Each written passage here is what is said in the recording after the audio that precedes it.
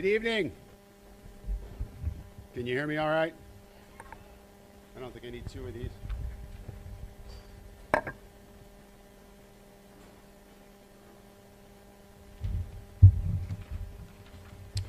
My name is Gellert Dornay. My dad was a Hungarian refugee who fled communism and came to Seattle. I'm a Seattle refugee who fled communism and recently came here to Spokane. Thank you for having me and my family. We came to Spokane here to help ensure that Spokane stays just a little more sane than Seattle. That we can raise our family in an environment where they will be encouraged to virtuous living and work in solidarity with others to maximize their positive contribution to the salvation of souls.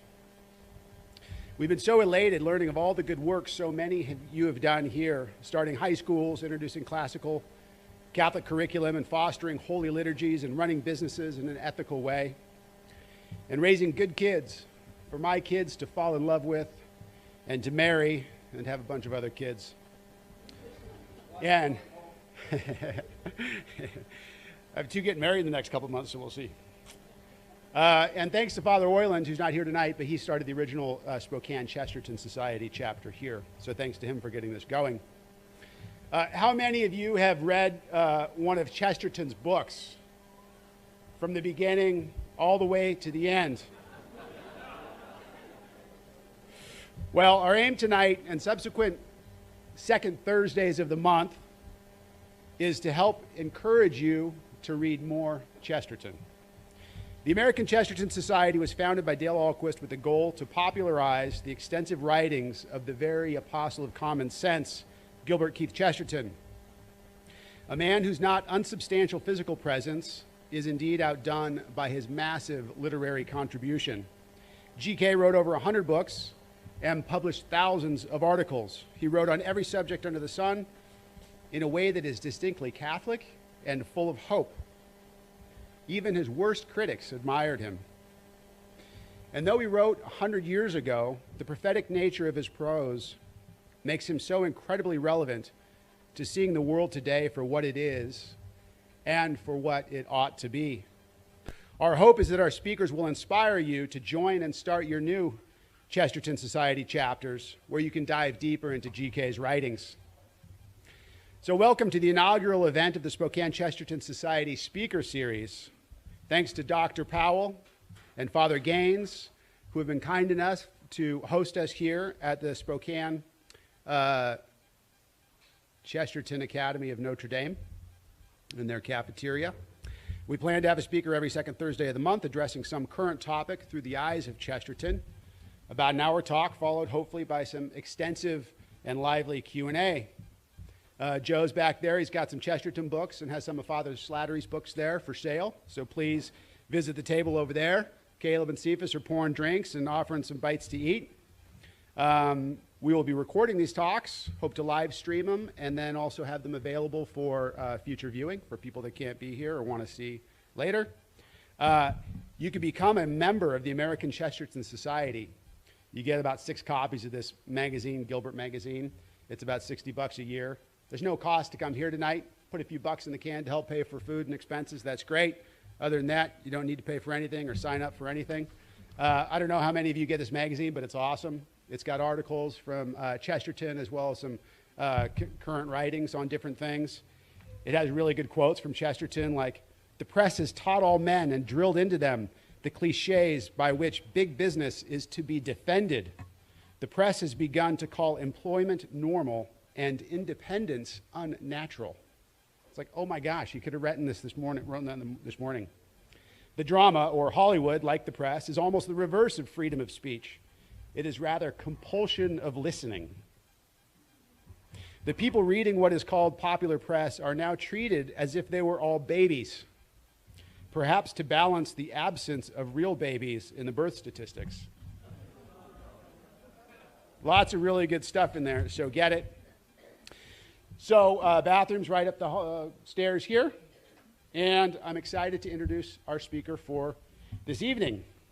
Father William Slattery was born in Southern Ireland and studied there in Spain and in Italy, receiving his PhD from the Gregorian University with a specialization in epistemology and the degree of STL from the Lateran University in the area of fundamental theology, at the intersection of reason and faith. While residing at the Pontifical North American College, he was ordained to the priesthood by St. John Paul II in St. Peter's Basilica in 1991. He's the author of Heroism and Genius, published by Ignatius Press, The Logic of Truth, published by Leonardo da Vinci Press, and he has the edited version of Heroism and Genius, published in France as How Catholics Built Western Civilization.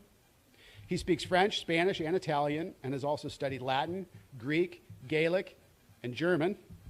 He's been interviewed on EWTN in the USA and by CNews, KTO, and TV Libertes in France. Currently, his time is largely dedicated to completing 4 more books for publication, as well as preaching retreats and lecturing in the USA, Ireland, and France, both in seminaries and for the laity.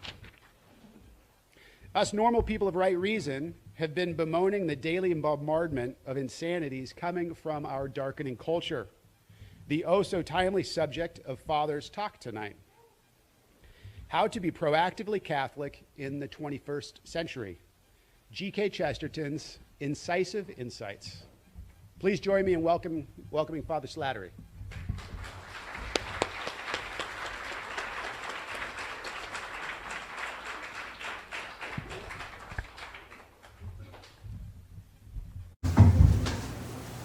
In the name of the Father, and of the Son, and of the Holy Spirit. Amen. Our Lady of Fatima, pray for us.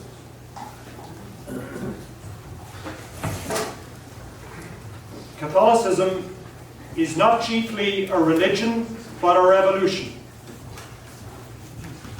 Not a spirituality, but a vitality. Not an ethics, but an event. It is mainly not about your soul, but about your body and soul. Not about life after death, but about life after death, and life before death. Catholicism, therefore, is all-encompassing. It is radical, the only authentically radical worldview, because it aims not to change your religion, but you. The entire you, all of you. It aims to make you fully alive, because it aims to make you fully human. For that is what Catholicism's founder clearly stated was his aim. I came that they may have vitality and have it to the full.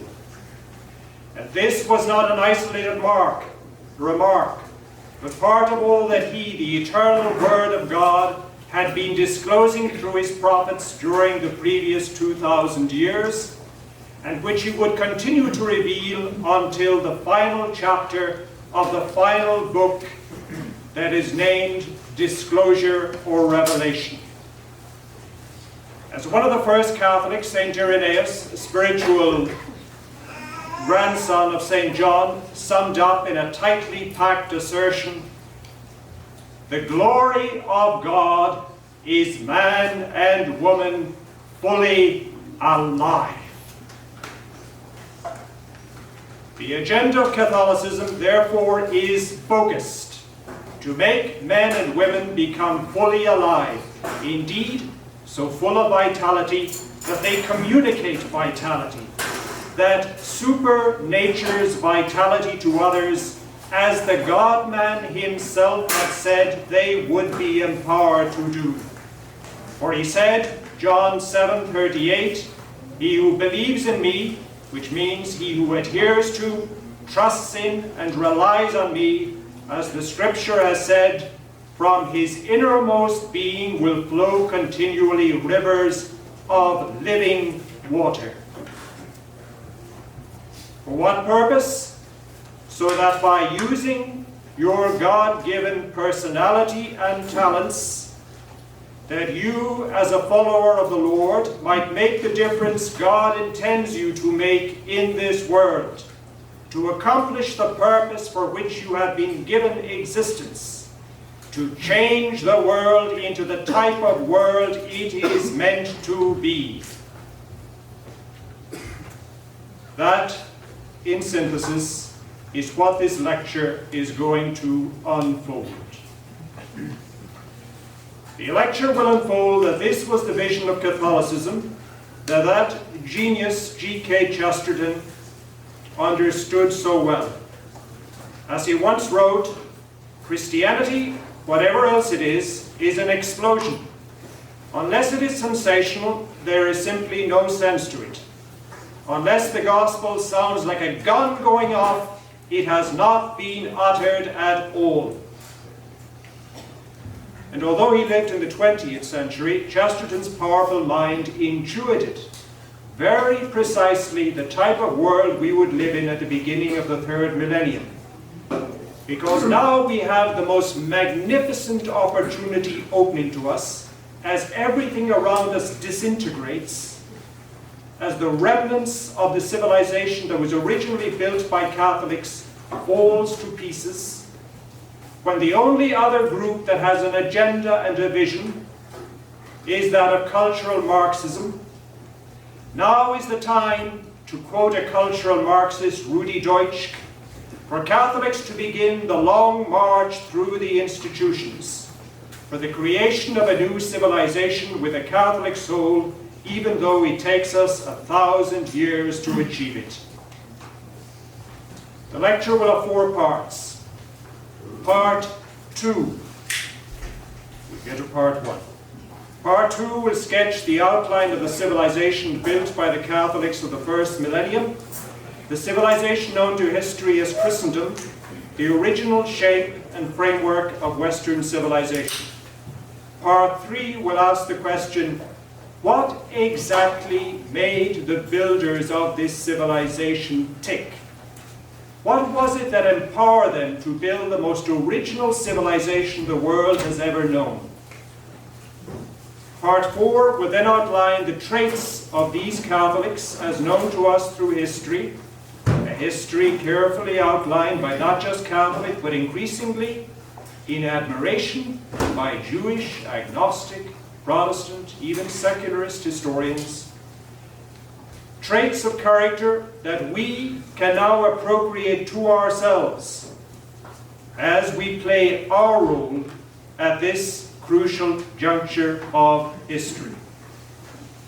But, first of all, in part 1, it is important for us to examine why, for the majority of us Catholics in the 21st century, this Catholic worldview is weird. As the millennials say. Strange, stunning, totally unknown to us. That is because we Catholics are living in an era that has witnessed memoricide. We have lost our memory of who we are as Catholics and of the civilization we once built, or, more precisely, the dominant Western cultural and political elites of the past 400 years have carefully worked to bring about the great reset whereby we forget what we once were and what we once brought about.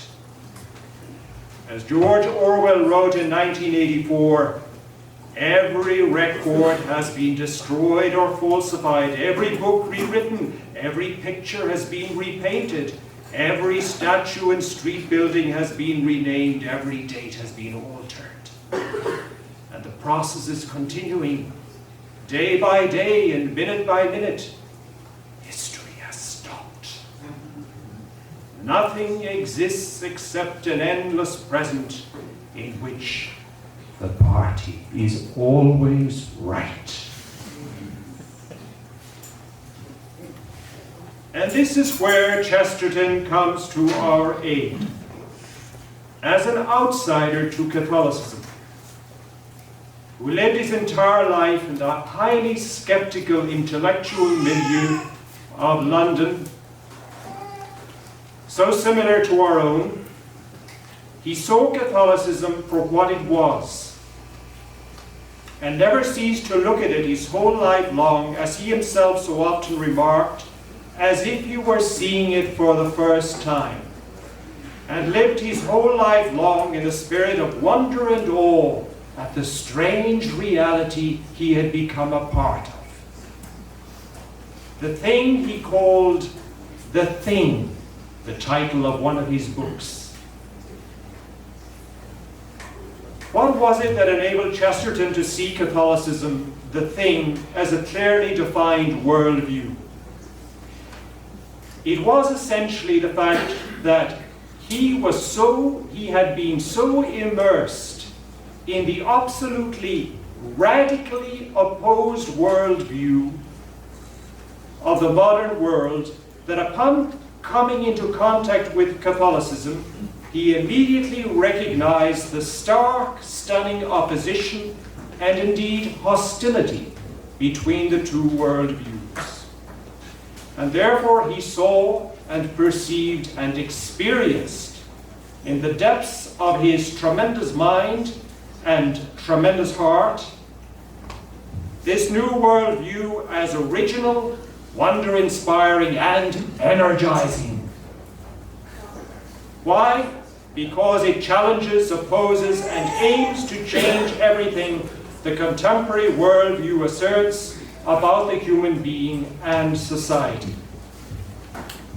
But before going any further, let us firstly of all define what we mean by the word worldview. A worldview is the pair of glasses through which you and I see the world around us. It is what you look through, rather than what you look at. It is the window through which you gaze on reality, the mirror on which you see yourself, the telescope through which you look at distant events. It is the set of givens, presuppositions, the grid through which you see the world. It answers the basic questions you have about your life. Who am I? What is the society I am living in? What is life all about? Where am I going? What do I think is what I should do in this society? In synthesis, it is a story about the world, history, society, where we are at now and how we got here and where we are going. You experience the worldview in cliches such as, that's just the way things are. We're in the modern world, you know. Or if you question this worldview, you experience its power, when in return you receive suspicious glances, angry retorts, and where on earth are you coming from? So what is the contemporary worldview or story in which you and I have been brought up? Although a new worldview is in the making, that which is labeled as postmodern, the glasses through which most people still view reality is that of a worldview created in the 18th century, known as the philosophy of the Enlightenment. It is the worldview that is now summed up in, we're in the modern age. It is in the air we breathe. It comes to us on TV, Twitter, Facebook, and Google, in the textbooks of junior, high school, and university. Created by the thinkers of men like Voltaire, who signed off in so many of his personal letters with the phrase, "Écrasez l'infâme," wipe out that wretched reality. And of course, he was referring to nothing else than Catholicism. The ideology has deep roots, but it began to spread from these elite groups of intellectuals to the masses from the 16th century onwards because of the outbreak of the first of 5 revolutions that would bring us to where we are at today. the 5 revolutions that toppled the civilization built by Catholics,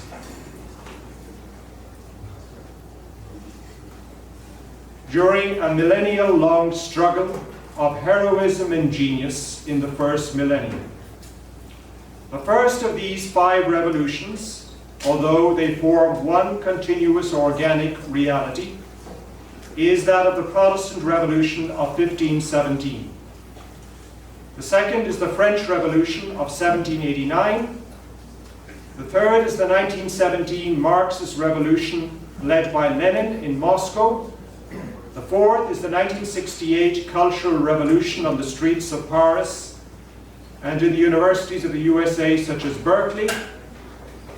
And the latest stage of that revolution, which we are living through right now, which has began some 20 years ago, is the titanic thrust to redefine what it is to be human. To redefine the human being, to redefine what it means to be male and female, to redefine fatherhood and motherhood, to place human beings on the same level of the rest of the species of the planet, to redefine what nature is itself. It is the massive and seemingly unstoppable attempt to wipe out genuine humanness. As Aragorn said to the soldiers of Gondor as they faced the advancing hordes of orcs coming out of the Black Gate, it is the will to eliminate all that we hold dear on Middle-earth.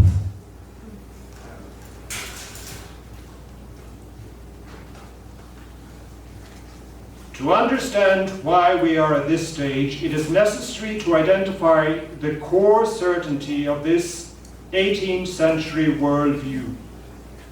In a nutshell, it can be summed up as follows. The 18th century is the turning point of all history.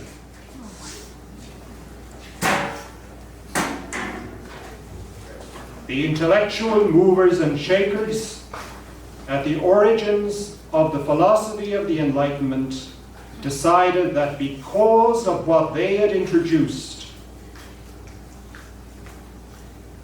rationalism, the beginnings of modern science, technology and industrialization, democracy, the beginnings of a new world order founded on liberty, equality and universal brotherhood with the state as the protector of human rights, we would inaugurate a new, completely new era of history, of a society of peace and justice with the elimination, or at least a limitation, of epidemics and sicknesses, thanks to a radically new political order. In other words, we would have unstoppable progress. We would eliminate all forms of evil. And this was what the dominant rulers of Europe have believed and acted upon since the 18th century. This was what the founders of the United States of America founded this nation upon.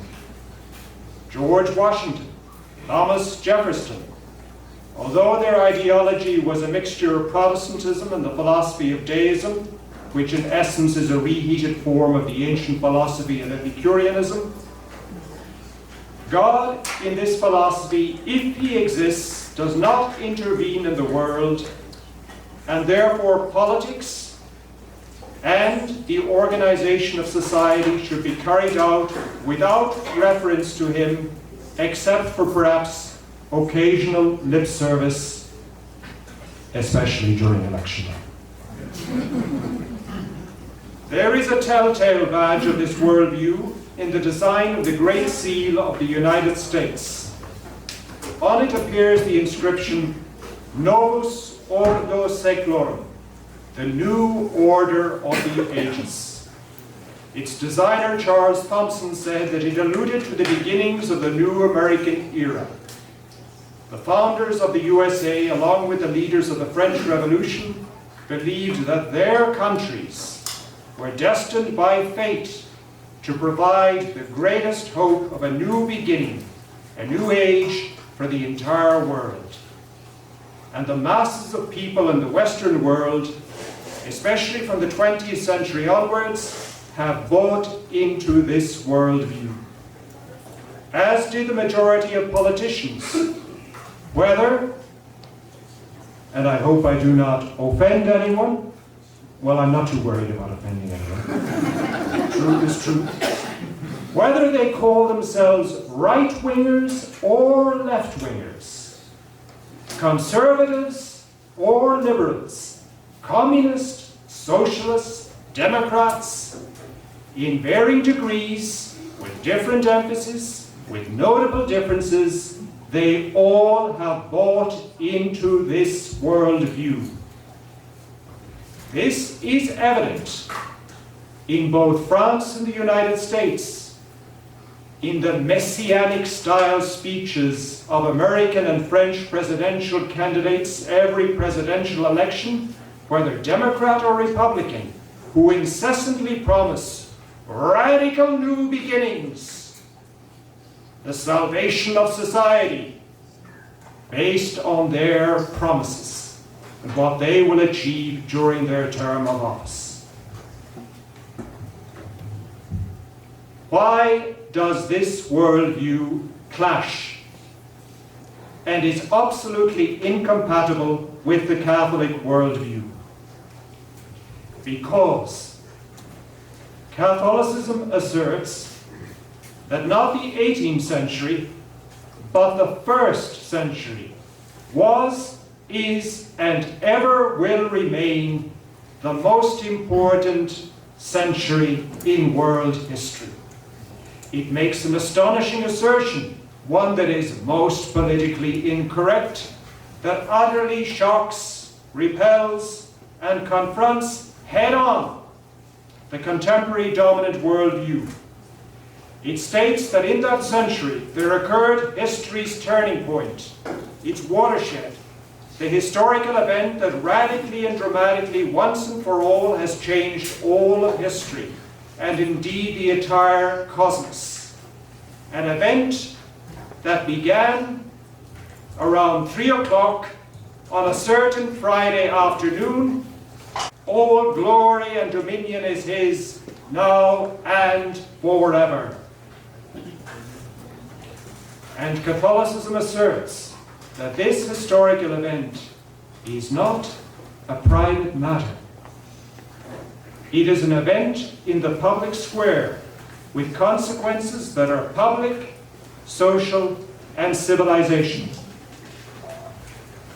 Historians, whether Catholic or non-Catholic, such as Tom Holland, who recently converted to Christianity after writing his book Dominion, and sociologists such as Rodney Stark, who also converted after his studies on the influence of the first Christians of the Roman Empire, have presented the massive evidence to show that the first Catholics, a tiny, persecuted minority in the most powerful empire the world has ever known, at most perhaps 15% of the population by the early 300s, from the beginning presented itself with the astonishingly arrogant claim that it was the way, the truth, and the life, not only for individuals, but for all of society, and for all civilization,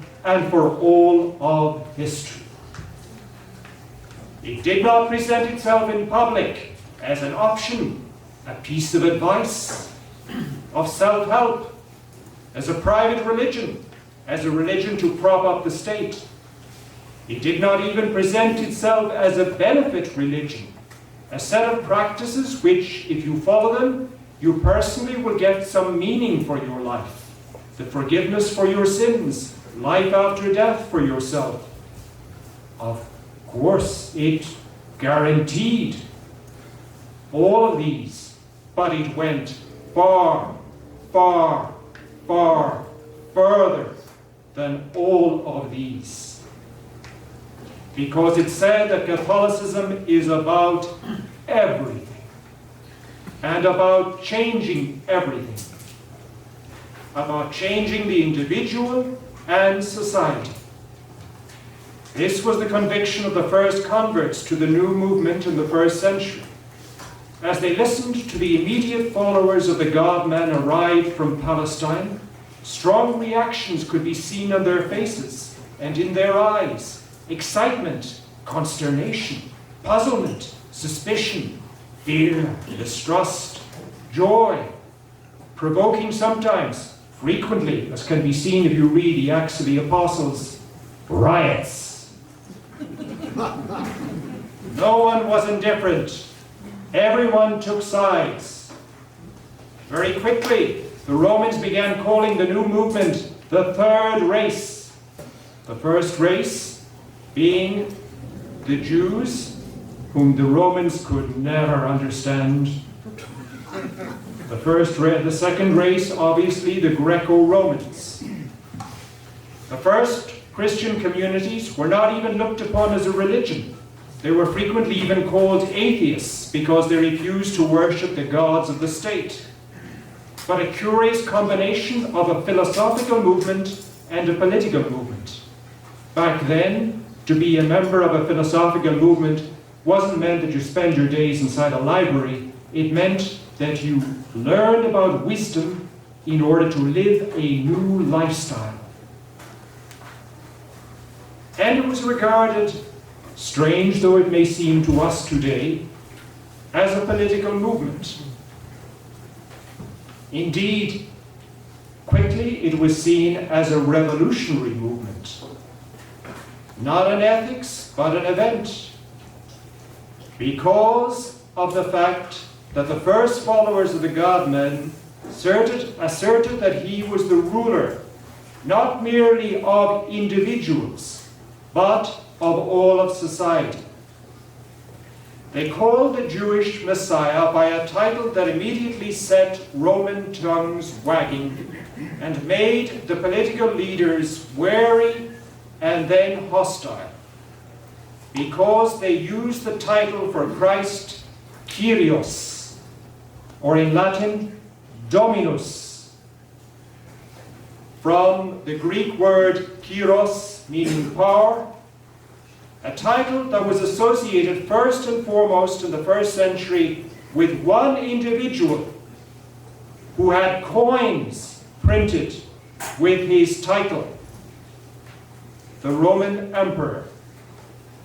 The Roman coin, the denarius, in circulation during the lifetime of Christ and of the first Christians, bore in it, along with the image of the head of the emperor, the inscription, "The divine Caesar, the Son of God, the Father of his country." Why was the emperor regarded as divine? Because in the Roman worldview, he, Augustus, had inaugurated the Pax Romana, a new era of peace and prosperity, of economic growth and well-being. And as his propagandists like Virgil and Livy declared, this was history's turning point. As a text from the year 9 BC, honoring the Emperor Augustus, reads, "Because Providence has ordered our life in a divine way, and since the Emperor through his appearance has exceeded the hopes of former good news, surpassing not only the benefactors who came before him, but also leaving no hope that anyone in the future will ever surpass him, and since the birthday of the God was for the world the beginning of his," listen carefully, "the beginning of his good news." And guess who appeared in Rome declaring that there was only one good news, and it was definitive and final.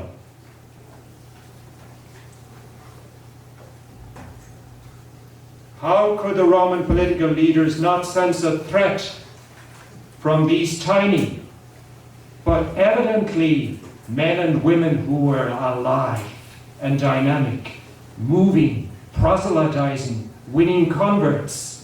Within the first 30 years of their arrival to Rome, They even had members of the Navy SEALs of the time in their movement, members of the Imperial Praetorian Guard, the Emperor's personal bodyguard, members of the Roman elite, senators, the multi-millionaires of Rome at the time were joining. They were in a minority, of course. Most of the members were not wealthy and politically powerful. But their presence showed Rome the power, the strange power of this weird new movement arrived from the outlying province of Palestine.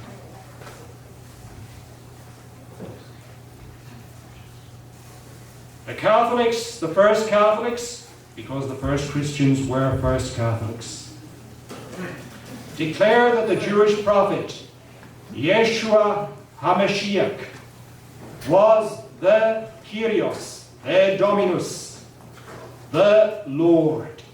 And this implied most emphatically, and with no room for doubt, that Caesar, the Roman emperor, was not.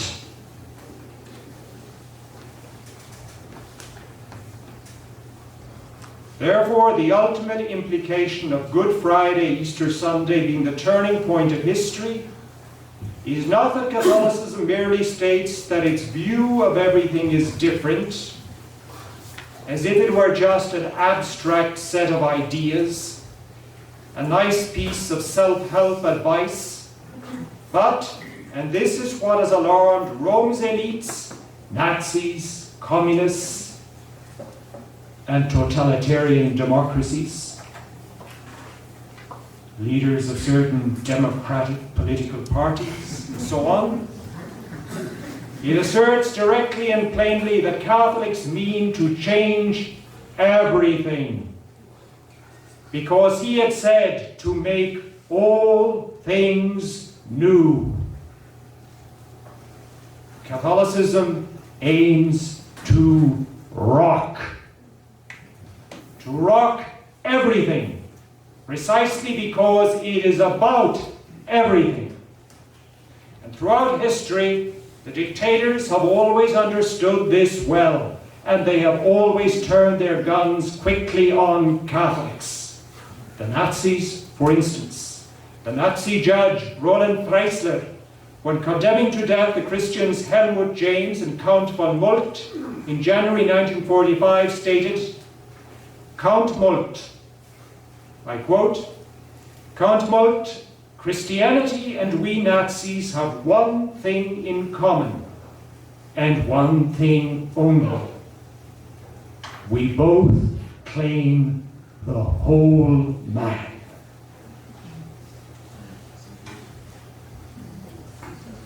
In conclusion, therefore, to this first part, the situation is clear about where Catholicism stands with regard to the contemporary dominant worldview. As the cowboy standing in the middle of the street in the Wild West town with his hands reaching for his guns, mumbled under his breath, "This town ain't big enough for the two of us."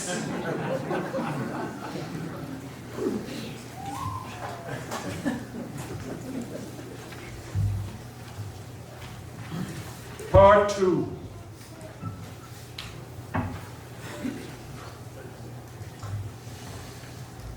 After recognizing the Catholic worldview and its all-encompassing claim, we now confront the question raised by many a cynic. Well, okay, so that is what you Catholics claim to be all about.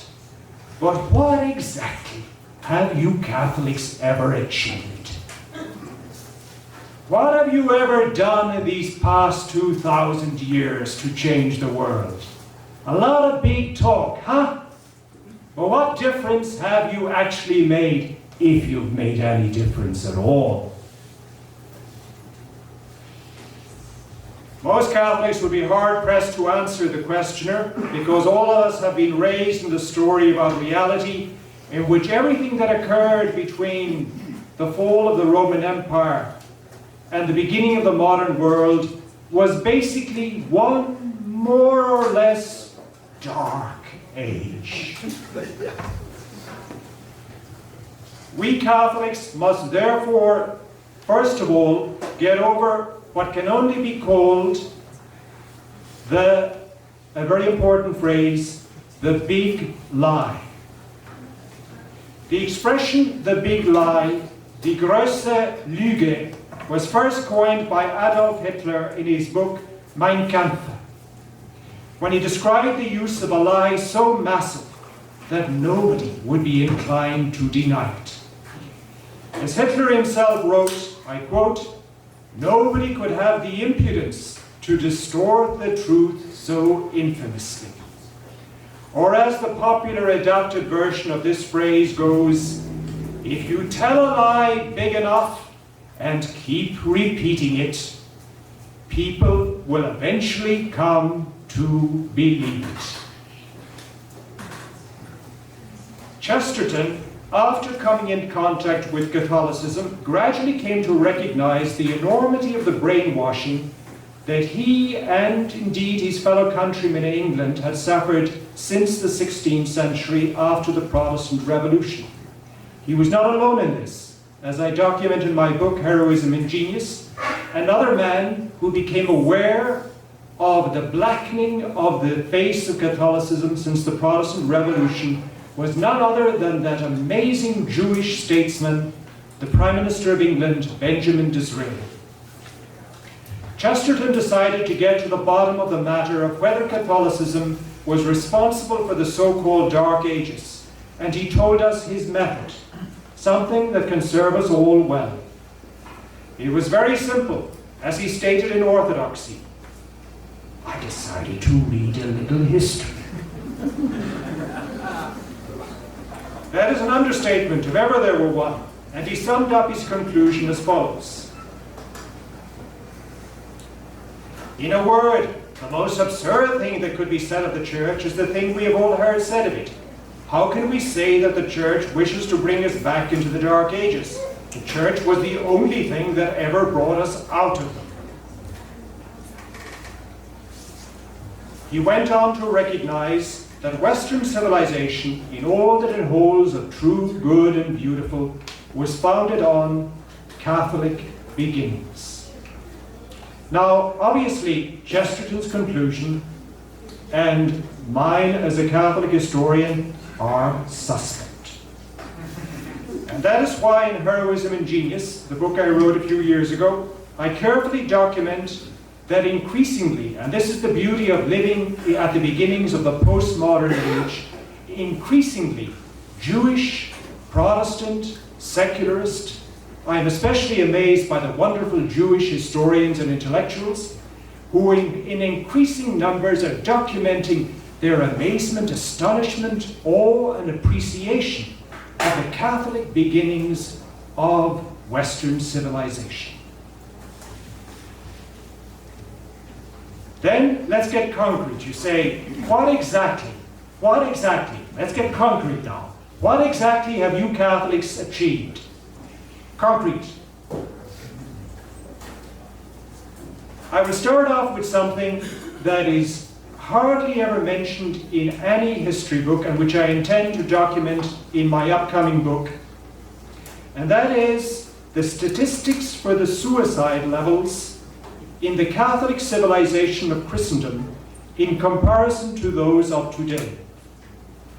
Leading sociologists now acknowledge that for some strange reason, the Catholic worldview seems to have contributed not a little to a society that had, generally speaking, a serene and basically joy-filled atmosphere. Contrasting contemporary Western society with its widespread use of antidepressants and high suicide rates, Alexander Murray from the Department of Psychiatry at Queen's University in Canada, in his essay Suicide in the Middle Ages, wrote, "The starkest difference between medieval and modern suicide is in the rate per 100,000 of population. Modern rates are usually judged this way and run approximately between 3 and say 25. The latter figure is from Paris in the 1870s. I can wrangle," he concludes, "no medieval source into suggesting a higher rate than around 1. And of course, even that involves much speculation. The French academic Philippe Ariès, in his seminal study, Western Attitudes Towards Death from the Middle Ages to the Present, concludes, "The truth is that probably at no time has man so loved life as he did at the end of the Middle Ages." What other tangible, visible signs of Catholic achievements in civilization? In Heroism and Genius, in the chapter entitled Men with Music, Artistry and Drama in Their Souls, at the beginning of the section on architecture, I quote Chesterton's incisive insight into the original architecture that sprang from Catholicism and which reached one of its most expressive forms in the Gothic cathedral. This insight of GK gives us an insight not only into why there was a new architecture, but why there was a new art, music, literature, appreciation for nature that sprang from the depths of the Catholic sense of life. I quote Chesterton, "The cathedrals bear witness not to ambitions but to ideals, and to ideals that are still alive. They are more than alive, indeed they are immortal, because they are ideals that no man has ever been able either to frustrate or to fulfill. A Christian cathedral was more than an aspiration, it was a proclamation. It was not addressed only to the ultimate reality above us all, it was also addressed in a very definite and a very detailed way to us also, that is, to the ordinary, emotional, and exasperated race of men.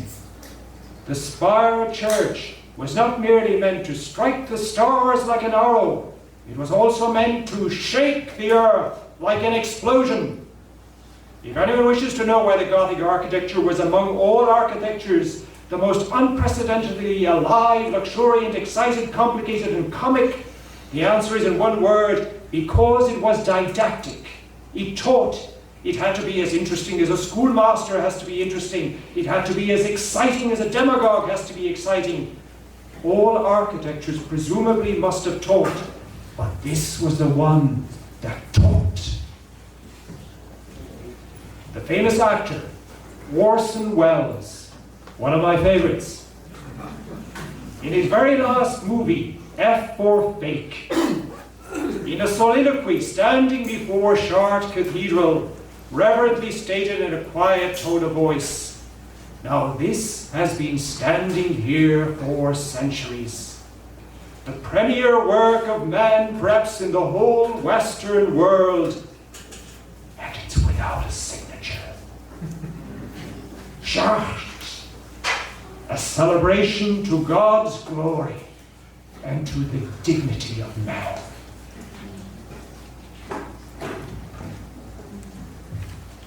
Besides the new type of art, the new music of Gregorian chant and polyphony, whose offspring can be seen in Mozart, Beethoven, Brahms, Sibelius, everything that Western music has ever produced of beautiful and magnificent sprang from the Catholic ethos of Gregorian chant and polyphony. Not only did Catholics found the university, many historians speak about that, but in my book I explain something that hardly, very few at least, historians speak about, and that is that we Catholics were the first to bring in universal education for girls as well as for boys, for all classes of society, during the reign of the Emperor Charlemagne in the 8th century, thanks largely to that man and to the man who, as the historian said, moved his pen when he signed the decrees. And that was the Catholic Alcuin of York, whose personality I describe in great detail in one of the chapters in my book. In another chapter entitled "The Clandestine Revolutionaries of Romanticism," I show how Catholics utterly changed the status of woman. In the ancient world, whether in Rome or Greece, India or China, women were kept in a second-class status. Catholicism led a millennial-long struggle, combating for 1,000 years to create a culture in which woman would be regarded in every way as man's equal. And that was destroyed with the destruction of Catholicism. And that is why modern feminism is trying to recover what we Catholics originally had attained. Catholicism ended female infanticide. It protected women in marriage. It put an end to polygamy. It put an end to marriages without woman's free consent. It raised women to the highest rank in the church. Canonized saints. And we who say the traditional Latin Mass every single day, in the central part of the Mass, we mention as many women as men. The great heroines, Cecilia, Agnes, Anastasia, Agatha, and so on. Women in the Catholic civilization were often just as highly educated as men.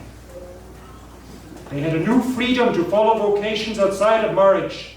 They became among the greatest educators the world has ever known, the greatest healthcare founders the world has ever known. They governed whole nations. That great woman, Blanche of Castile, Queen of France, the mother of the greatest male ruler, the greatest statesman the world has ever known, Louis IX. One of these women became what no woman in the modern world has ever become, the commander-in-chief of an entire army, commanding 50-year-old generals, leading them into battle, Joan of Arc. Catholicism also brought into existence a new ideal of manhood, the ideal of chivalry. It knocked us men into shape so that we would be more worthy of women. The relevance of chivalry for contemporary men can be seen that until recently it inspired many of the greatest movers and shakers. Men celebrated, for example, in that recent movie, Operation Valkyrie, the Catholic Colonel Klaus von Stauffenberg, who lost his life as he attempted to overthrow Hitler.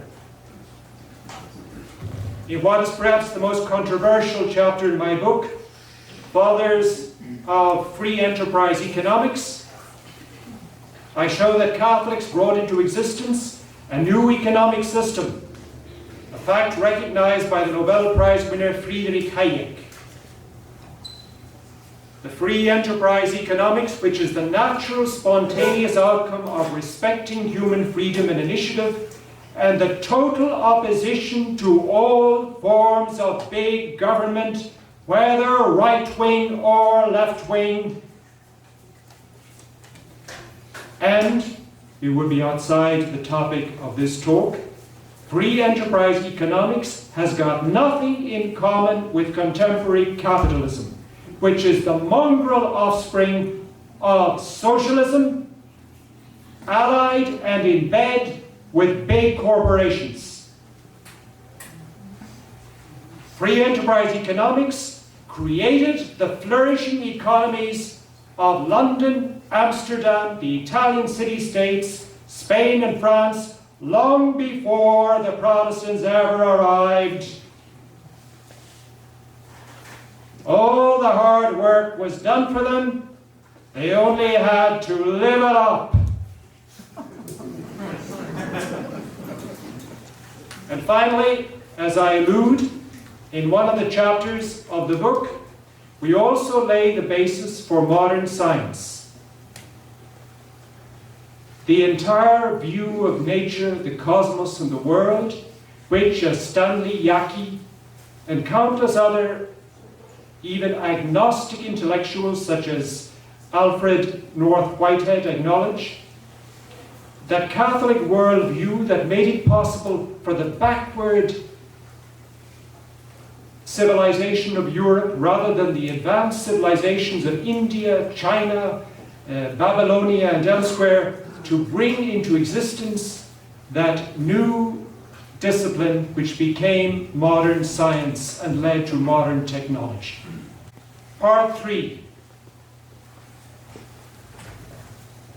So that, therefore, is the outline of the Catholic civilization. But what caused it? What brought it about? How did it happen?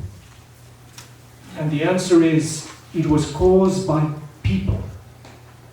And the strangest thing is, it was caused by ordinary, so extraordinary people, like all of you here present. People with a new and strange vitality unknown to the ancient world. From the very first century, the first Catholics were either admired or hated because they were different. Different in their ideas, different in their lifestyle, different in their strange new courage, even to confront execution with a stunning bravado. That was why they were called the Third Race. Roman rulers and judges in the courtrooms, as the minutes record, were taken aback by the calmness, the self-assurance of even slaves that were brought into court who were Christians. The Roman judges gave the impression they felt they themselves were under judgment. The population of Alexandria, one of the great centers of the Roman Empire, gasped when during a massive COVID-style epidemic a large part of the population abandoned the city. But guess who remained to take care of the sick and the dying? The Roman Empire held its breath for several months when the Bishop of Milan, Ambrose, demanded that the most powerful man in the world, the Emperor Theodosius, take off his robes in the square of Milan, put on the purple penitential robes of a penitent for the massacre he had committed before he would be admitted to Mass and to Holy Communion. What religion, what philosophy, what movement, what civilization has ever given birth to such women and men as we see that this Catholicism brought into existence? Where else do you find so many numerous men and women who have become, as history acknowledges, the greatest lovers the world has ever seen? Damien of Molokai, who became a leper with the lepers on a Pacific island. Camillus de Lelis and his entire order of men who made a vow to care for the sick, even if it meant dying in the task. Vincent de Paul, who offered to substitute himself as a boy on a galley slave. Maximilian Kolbe, who stepped out of the ranks in Auschwitz and said, "Take me in order to save a fellow prisoner." Mother Teresa of Calcutta. Mother Frances Xavier Caprini, the founders of so many orders of wonderful consecrated women. The millions of consecrated women who have poured out their lifeblood caring for the poor, the sick, the aged, the abandoned. No greater love, no greater heroism, no greater achievement. Did Alexander the Great, Caesar, or Napoleon ever equal such love with their greatness? As Campbell said, what millions died that Caesar might be great. Far greater than the political greats of history are the women and the men who loved heroically, the Catholic heroines and heroes who, as Benedict XVI said, have lit many lights which together form a great path of light over the millennia. For if heroism is not action, but suffering, not acquisition, but renunciation, not deeds, but self-sacrifice, then countless Catholics throughout the 2 millennia merit the title of heroine and hero. And for every famous Catholic hero and heroine, there are countless unsung heroines and heroes. I have met them on the 3 continents I have worked on. Countless women and men who have sacrificed themselves as mothers and fathers, caring for ill children and spouses, helping their neighbours with a tenacity and degree of self-sacrifice that leaves one breathless, sometimes even losing their lives, such as the bishop who helped Pope John Paul II to ordain me a priest, the Mexican Cardinal Juan Posadas, who 2 years after my ordination was gunned down by assassins of a drug cartel at Guadalajara International Airport after he had condemned repeatedly these criminals. So what makes the Catholic civilization so different from all other civilizations, including our own? It was the fact that it came into existence, and this is extremely important for our role in the future.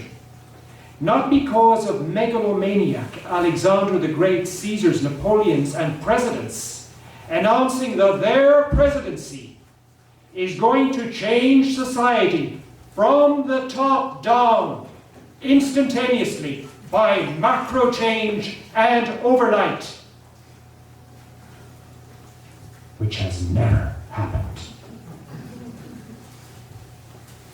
But the Catholics, through ordinary men and women, yes, the so-called ordinary women and men who, because they were filled with the spirit of the God-man, changed the world profoundly, deeply, but day by day, through the cumulative convergence and lifestyle founded on the Catholic worldview and its dynamism that breathes from the freedom and the love of the crucified and risen Lord of history.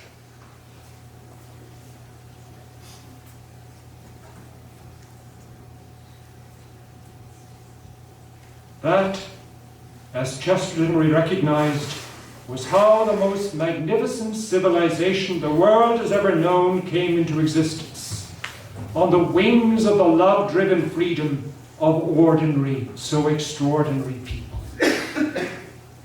As Chesterton wrote in Why I Am a Catholic, Catholicism is the only large attempt to change the world from the inside, working through wills and intelligence, and not through laws and coercion.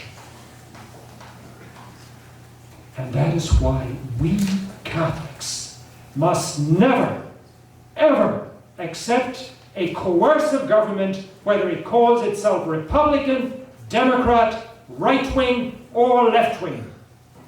Because we must never renounce our God-given role to change the world from our own God-given freedom that must be capable of ruling ourselves, our families, our neighborhoods, our localities, and the associations we set up without government interference.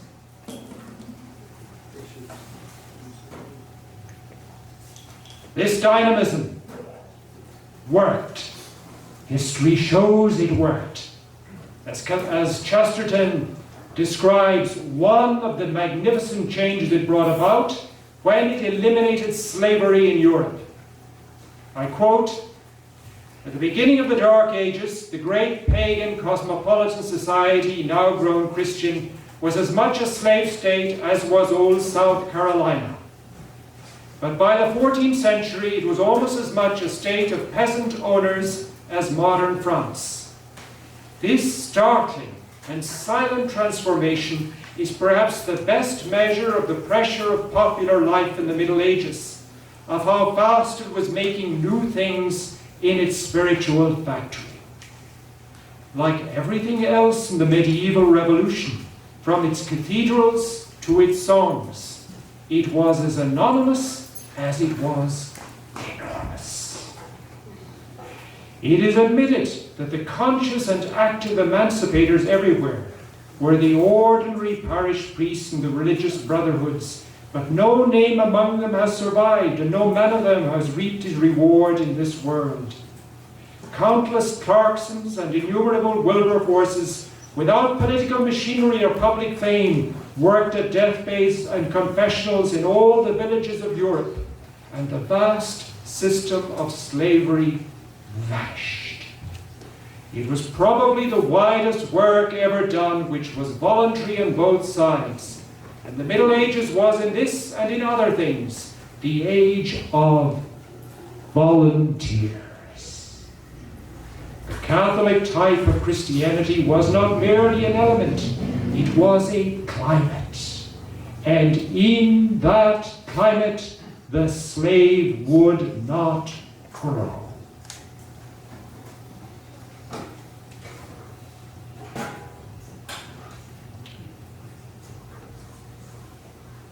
What made these Catholic movers and shakers tick? It was their worldview, the worldview of Catholicism. And what is it about Catholicism that makes it so complex, so paradoxical?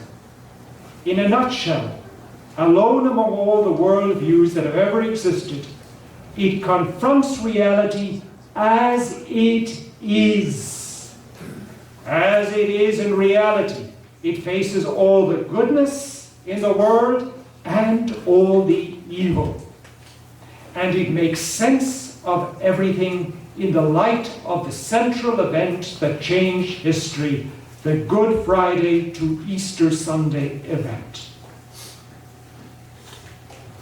It does what the modern worldview either sweeps under the carpet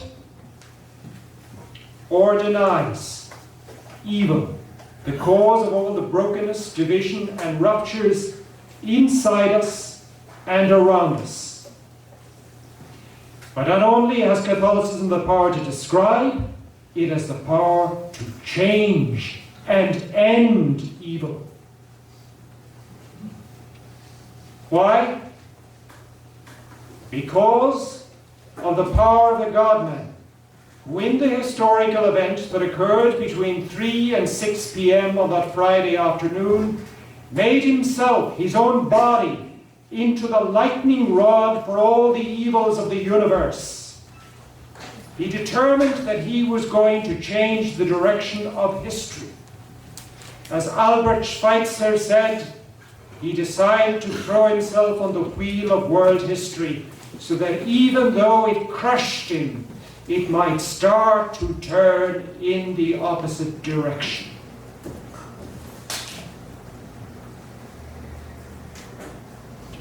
Why is all evil conquered when death is conquered by the resurrection that resulted from Good Friday? Because in the biblical worldview, found from Genesis to the Apocalypse, we have a narrative, a dramatic narrative of world history, a story of the world that makes sense of our lives in 6 acts. If you and I understand this dramatic framework with its 6 acts, you and I are capable of getting onto the stage of history and acting out the role assigned to us in the act we are living in right now. In Act 1, creation, God brings into the world into existence out of sheer, overflowing, generous goodness and love, and creates man to be his, and hear me carefully, his co-creator. Your vocation, co-creator. Called to develop the world by using your intelligence, your freedom, your power of love, to change the world and develop it and make it into the type of world God intends it to be. Into what the biblical worldview describes as a temple, which means a place in which God intends, because of his sheer love for the world and for man he intends to dwell in, united to man in closeness and intimacy of love. Act 2, however, sees the catastrophe, and that's why the story becomes a drama. And as we all know, unfortunately, too dramatic, too exciting for most of us to our liking. But Act 3 then shows that God has not given up on his plan. We might have suspected as much. He shows that he is determined, with a stubborn determination, that his original plan for this world will find its accomplishment, no matter the cost to himself.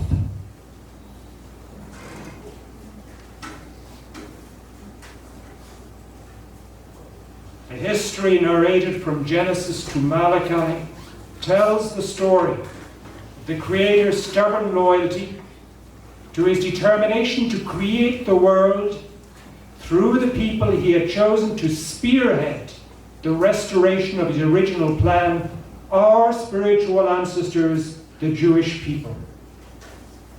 In Act 4 occurs the arrival of the God-man, who embodies in himself Israel's vocation and brings it to fulfillment, and at what cost, as we look at the crucified body.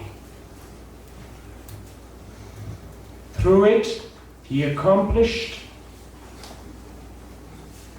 the first stage of what he intended, the restoration of his rule over this world.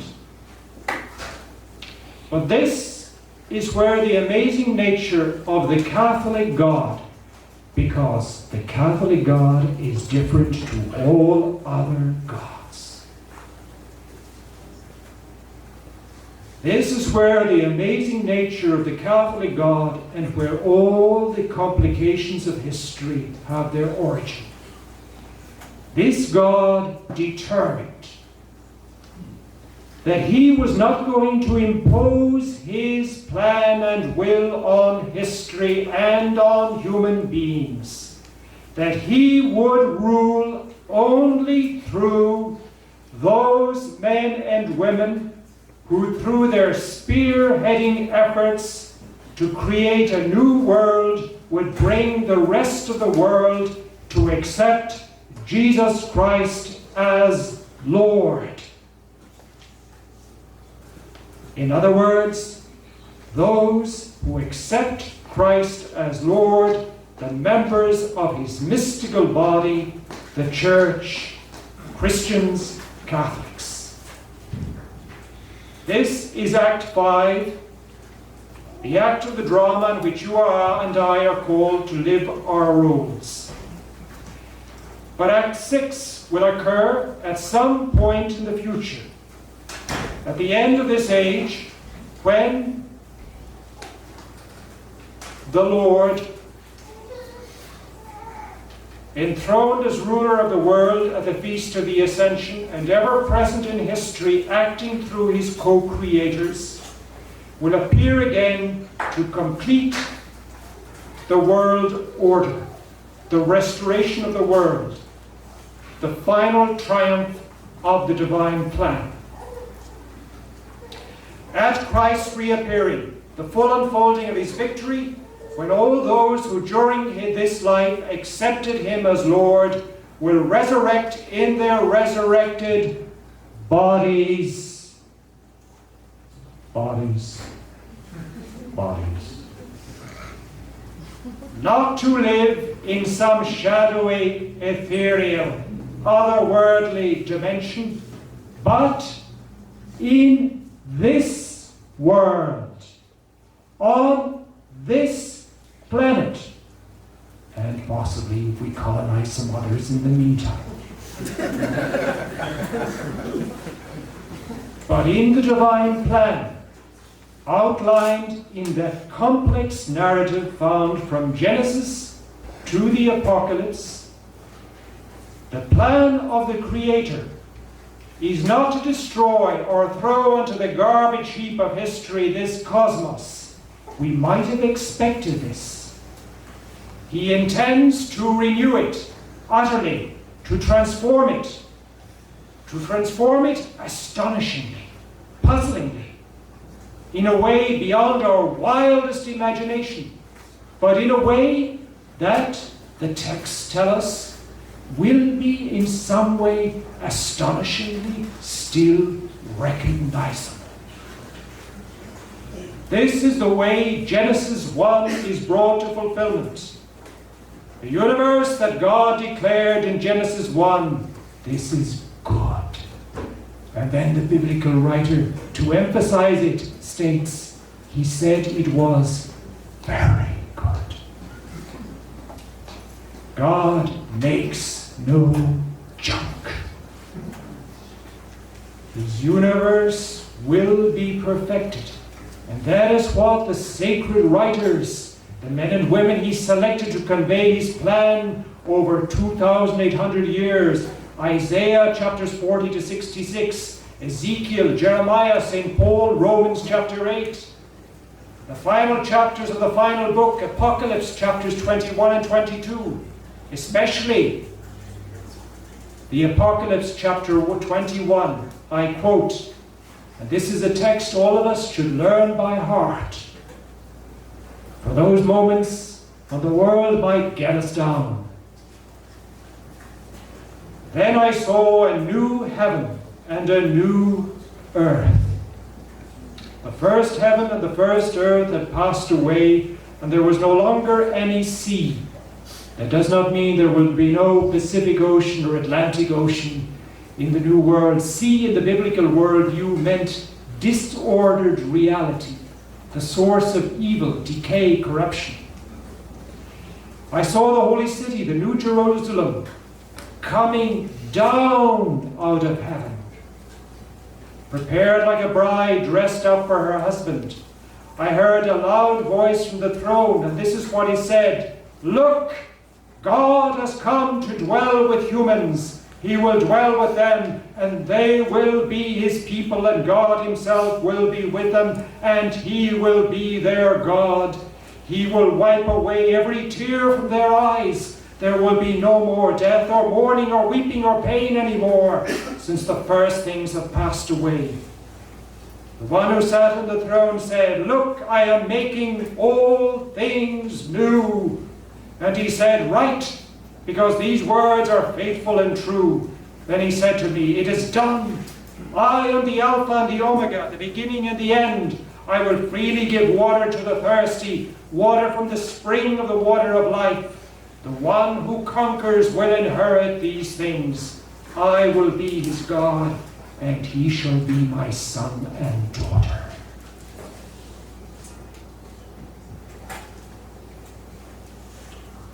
What will this new world be like? The Bible does not give us details, but he insists, and never forget this, that it will be physical. It will be concrete. It will be tangible, palpable. Whatever our imaginations can imagine will fall short of the beauty and goodness of this new world. The sunrises will be more radiant, the sunsets more poignant, the ocean waves frothier, the breezes fresher, the star-filled nights more splendid.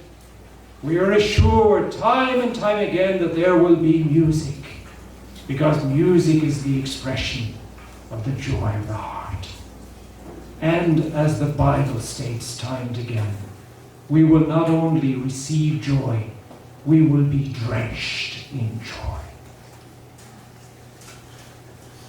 The contemporary of Chesterton, C.S. Lewis, the convert from agnosticism, understood this well.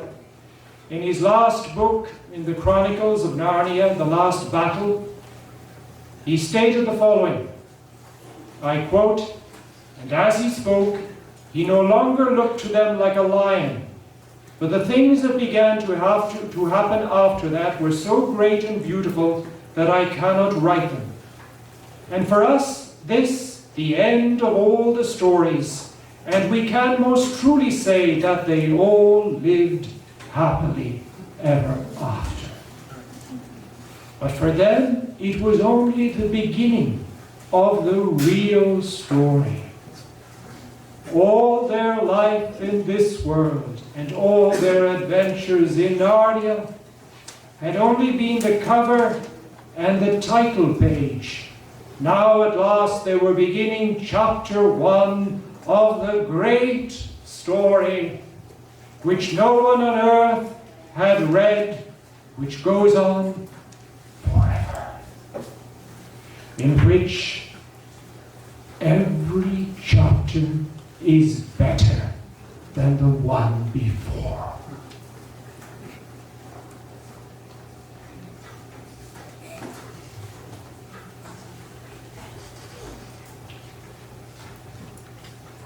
Finally, in our concluding section, part 4, you and I, the Catholics who live by this view of reality, have therefore a vision, a vitality, a strength, a courage that not only changes us, but is capable of making us game changers. The following, briefly, in which your outlook and mine, your lifestyle and mine can change because of this Catholic worldview. Firstly, to recognize that as Catholics, we have a radically different way of looking at everything. As C.S. Lewis said, I believe in Christ in the same way I believe in the sun, not because I can see it, but because by it I can now see everything else. And we therefore see everything else differently. As the contemporary of Chesterton, Evelyn Waugh, in his novel Brideshead Revisited, narrates, in a conversation between two characters, Sebastian, who is Catholic, and Charles, who is an agnostic, the conversation begins with Sebastian, who says, I wish I liked Catholics more. To which Charles replies, but they seem just like other people. Replied Charles, my dear Charles, that's exactly what they're not. Particularly in this country where there's so few. It's not just that they're a clique, as a matter of fact, there are about 4 cliques all blackguarding each other half the time. But they've got an entirely different outlook on life. Everything they think important is different from other people. They try and hide it as much as they can, but it comes out all the time. It's quite natural, you know, that it should be so. You have, therefore, as a Catholic, a new way of looking at nature. You have a new way of looking at mountains, at oak trees, at roses, at sunrises and sunsets. Because, as the Catholic poet, a convert also to Catholicism, Gerard Manley Hopkins, once stated, for you the world is charged with the grandeur of God. There lives the dearest freshness deep down things, and all the stagnation of society should never destroy our Catholic awareness of this freshness in nature and the world around us. Sunrises and sunsets, with the joy of hoping that you will gaze on them forever and ever in the new creation. That you will never have to say goodbye to them. That they will only become more splendid. But in this world, God has given you eyes, ears, touch, feeling, so that you appreciate, develop your appreciation for all that is beautiful in nature, so that you rub your fingers through the soil and feel the freshness of the soil against the gnarled bark of oak trees and feel the grandeur of an ancient oak. Because, as a poet from my homeland, one of the revolutionaries of the 1916 revolution, one who echoed in his poetry the ancient Catholic spirit of the first Celtic Christians, because I see his blood upon the rose, and in the stars the glory of his eyes. His body gleams amid eternal snows, his teardrops fall from the skies. The thunder and the singing of the birds are Bati's voice, All pathways by his feet are worn. His strong heart stirs the ever-beating sea. Thirdly, you have a new sense of time, a new vision of aging. Death loses its power to make you afraid. Aging is something that becomes beautiful because it is a time of increasing fulfillment. It is a time when you are approaching that fulfillment when you will live resurrected forever and ever. When you will say goodbye to decay, corruption, sickness, and tiredness, and all that you experience of pain, illness, and limitations as you age, are because you participate in the power of the crucified Lord, are a participation in the victory he achieved through his cruciform existence. He conquered the world not by talking, not by preaching, but by his pain and by his limitations and by being nailed to the cross. And every Catholic who accepts the pain, limitations, and illnesses of aging conquers. And by the merits of their pain and illness, they can communicate the power they have to others around them, to their children, to their spouses, to their grandchildren, to society at large.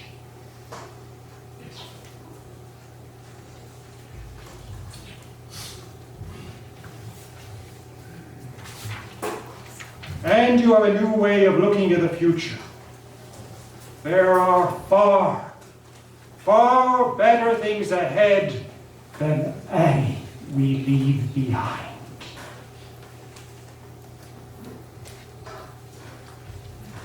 Fifthly, an unquenchable zest and a passion for living here and now.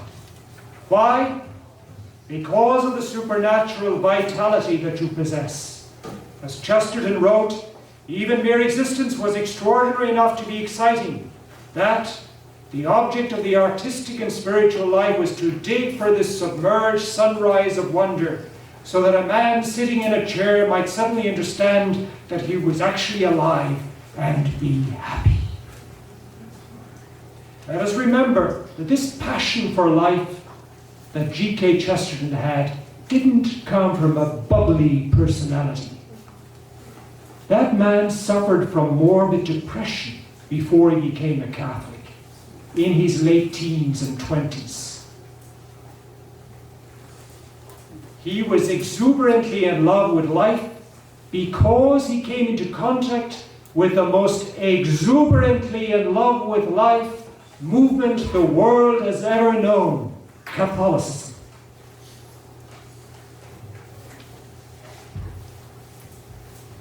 Sixthly, you will see that your lifetime is an opportunity to change the world around you. Because you exist to change this world, you are called to be a co-creator. That is God's dream for you. That is his blueprint for you. That is the idea he has of you from all eternity.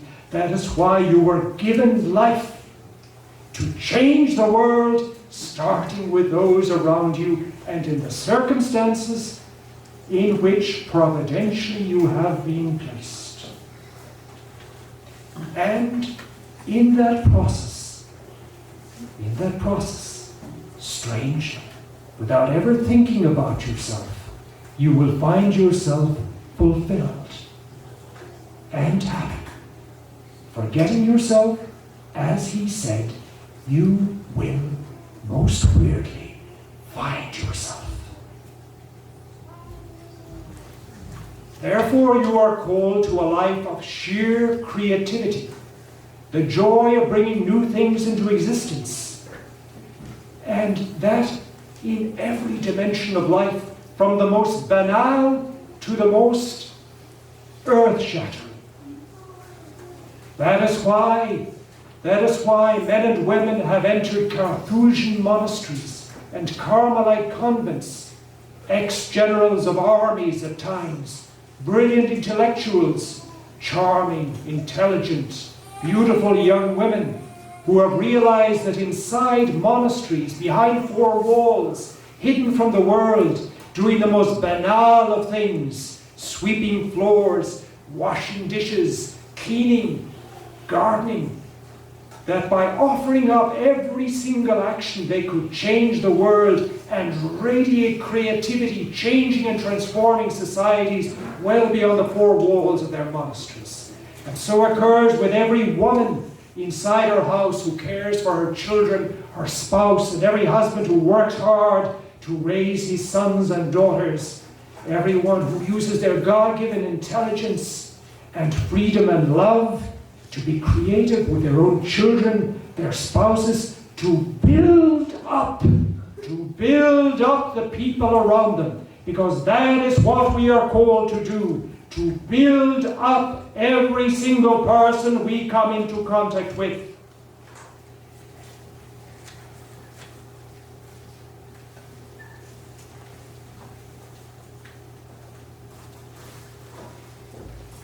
That is your mission statement as a Catholic, to change the world by changing other people and by changing society, to rock the world by first of all rocking your own mind, revolutionizing your own way of thinking, feeling, seeing reality. And then we must rock society, and we all know this society needs rocking. In art, literature, music, architecture, urban planning, medicine, science, cybernetics, economics, politics. If you're young, dream of changing the world. Study hard. Make of yourself what God has given you in your mind and willpower to become as great as you are supposed to be. God does not like mediocrity. He made that clear. Talents, the parable, 5, 2, 1. And what he does with those who are mediocre, we need not repeat here. In conclusion, it is the age for Catholic builders. The end of the modern world that we have the misfortune and the joy of living through, the worst and the best of times, is the opportunity for Catholics to begin again what we did during the collapse of the Roman Empire, to begin the long march through the institutions in order to build a new civilization with a Catholic soul.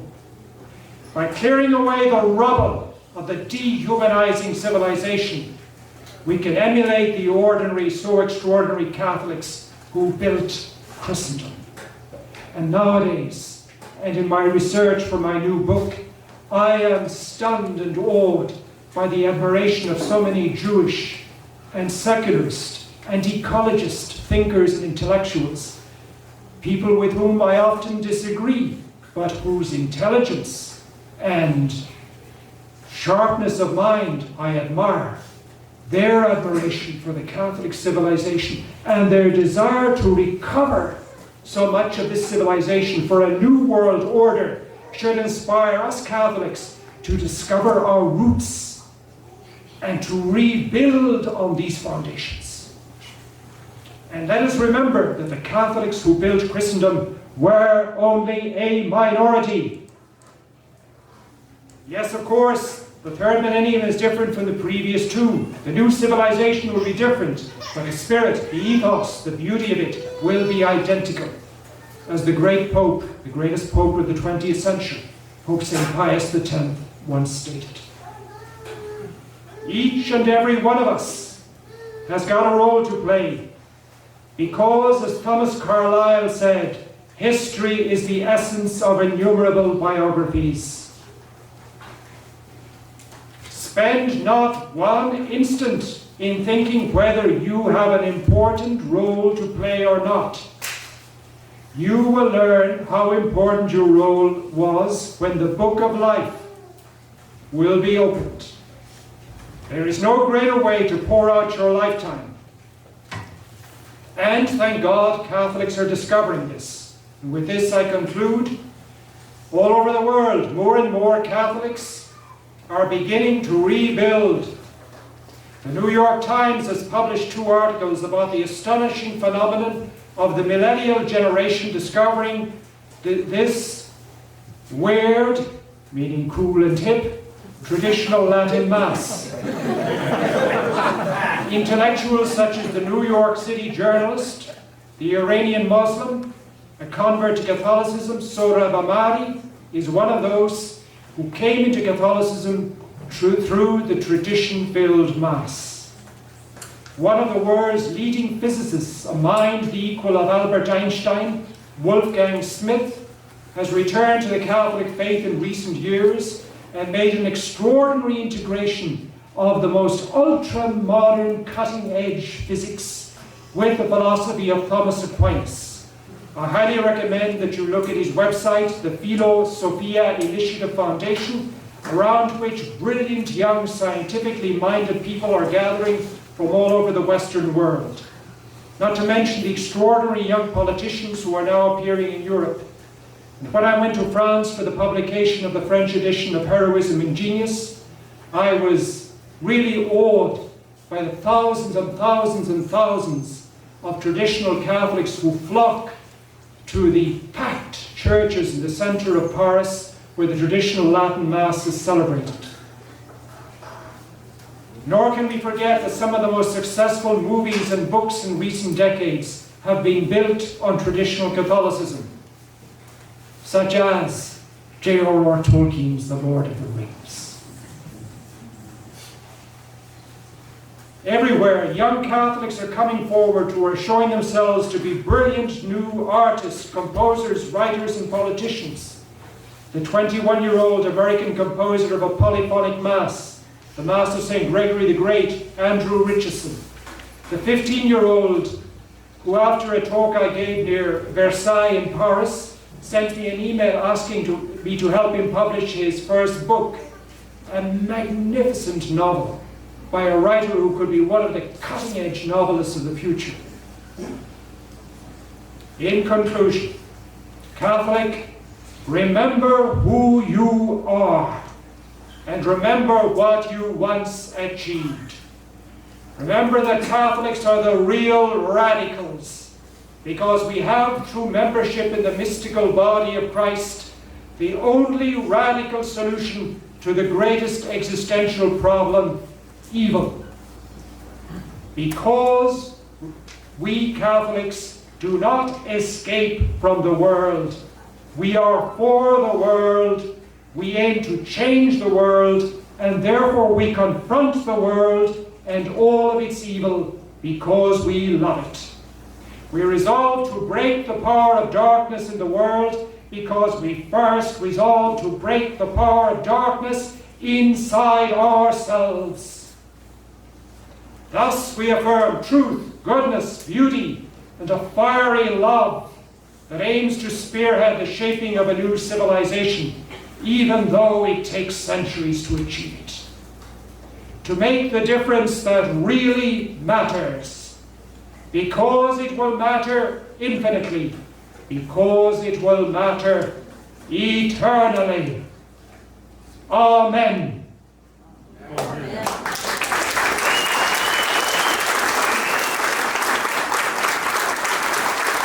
Father, I think we should stop.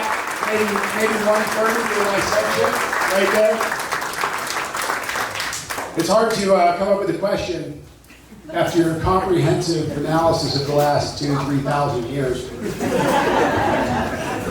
But I'll take a stab. It sounds like a nice story, but it sounds kind of crazy because my neighbors in Seattle, they have these signs in their yard that say, in this house, we believe in science. And as on Cinco de Mayo, we watched one of my favorite movies, Nacho Libre. Tremendous theologian. Jack Black is asking his friends, like, why haven't you been baptized? And Stephen says, I believe in science. And now we know, because a lot of even conservative Catholics today are telling us that, yeah, maybe God put things in motion a long, long time ago, but it was so remote that maybe it's not that relevant to us today. Did Chesterton have any really strong opinions about the scientific aspect of us coming into being and God's creation and the creation story? This is a very good question, but it gets back to what I said in the beginning. We are living with blinkers over our eyes because we have this amazing idea that modern science is the explanation for everything.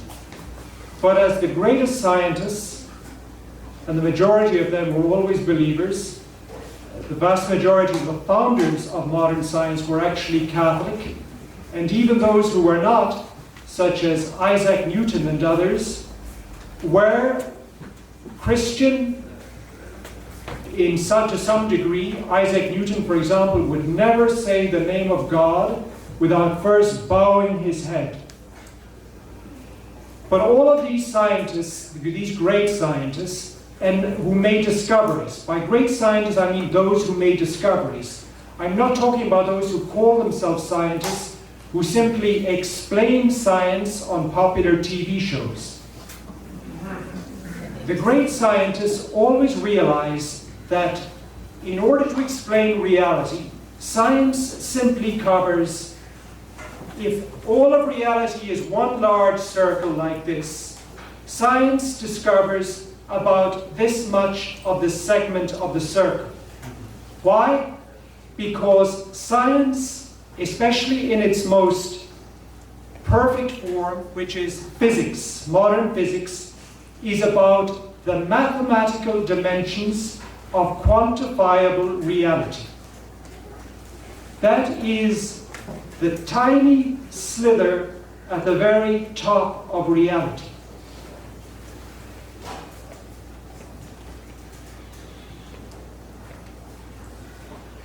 The very foundations on which science exists are philosophical foundations, metaphysical foundations. And these metaphysical foundations, as the great historians of modern science all document, were laid during the civilization of Christendom, the Middle Ages, from the 12th to the 15th centuries, by the great Catholic thinkers. Next question. Let me hand you the microphone so we can catch it on the recording.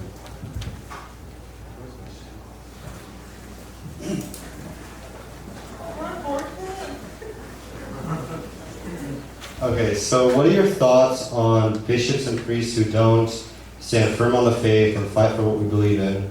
And how should we as church militant approach or interact with them? It's important to remember one thing. The Catholic Church is not bishops and priests. The Catholic Church is the mystical body of our Lord and Savior Jesus Christ, and it involves all of us. And 99% of that mystical body is the laity. And in the darkest moments of the Church, it is the laity that have brought about the reform. I am thinking of the darkest moment before our present darkest of dark moments, which was the 10th century, when in Rome, the Roman families put teenagers on the papal throne one after the other. Now, the great thing was that none of these teenagers ever made the least statement that contradicted anything in the Catholic faith. We wish that were the situation today. But nevertheless, it was an era of tremendous corruption among the clergy. And what saved the day? The beginning of a new movement, a new monastic movement called the movement of Cluny, which began in France, but it was begun by lay people, wonderful Catholic fathers and mothers and grandfathers and grandmothers raising their children and grandchildren in the Catholic faith with such intensity and love that these men decided they wanted to become genuine, real priests and leaders of the church. And within 100 years, this movement spread all over the European continent in a network of powerful monasteries where men and women lived lives of extraordinary intensity, of love of God, of prayer, of penance, of dedication, until eventually they put their people on the papal throne. And Catholicism began a new breath of life. And this is what we must do again. Instead of recognizing, of course, what is happening around us, pointing the finger exactly where it is, but never speaking the church is or the church that, but pointing the finger to the ecclesiastics are. The church is holy. It is the body of Christ.